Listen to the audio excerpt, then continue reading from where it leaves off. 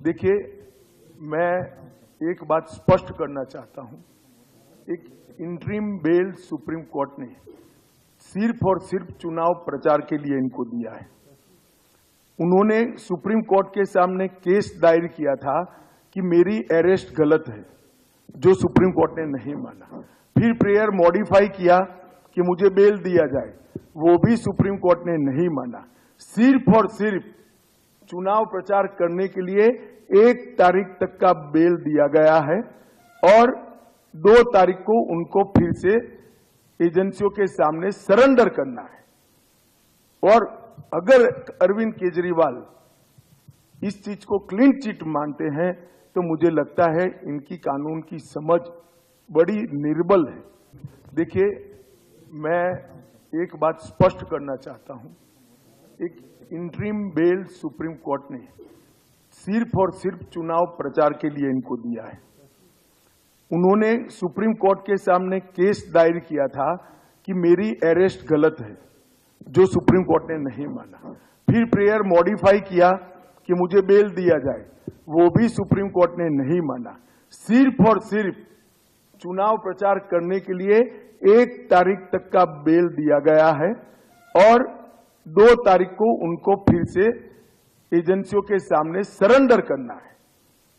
और अगर अरविंद केजरीवाल इस चीज को क्लीन चिट मानते हैं तो मुझे लगता है इनकी कानून की समझ बड़ी निर्बल है।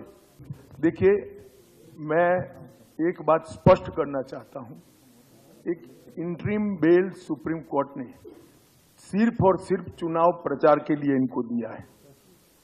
उन्होंने सुप्रीम कोर्ट के सामने केस दायर किया था कि मेरी अरेस्ट गलत है, जो सुप्रीम कोर्ट ने नहीं माना।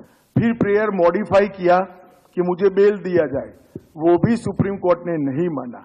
सिर्फ और सिर्फ चुनाव प्रचार करने के लिए 1 तारीख तक का बेल दिया गया है और 2 तारीख को उनको फिर से एजेंसियों के सामने सरेंडर करना है।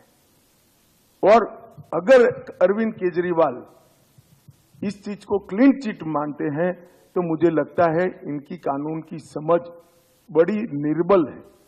देखिए, मैं एक बात स्पष्ट करना चाहता हूं। एक इंटरिम बेल सुप्रीम कोर्ट ने सिर्फ और सिर्फ चुनाव प्रचार के लिए इनको दिया है। उन्होंने सुप्रीम कोर्ट के सामने केस दायर किया था कि मेरी अरेस्ट गलत है, जो सुप्रीम कोर्ट ने नहीं माना। फिर प्रेयर मॉडिफाई किया कि मुझे बेल दिया जाए, वो भी सुप्रीम कोर्ट ने नहीं माना।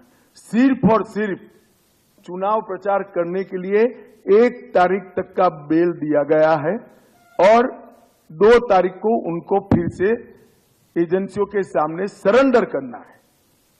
और अगर अरविंद केजरीवाल इस चीज को क्लीन चिट मानते हैं तो मुझे लगता है इनकी कानून की समझ बड़ी निर्बल है।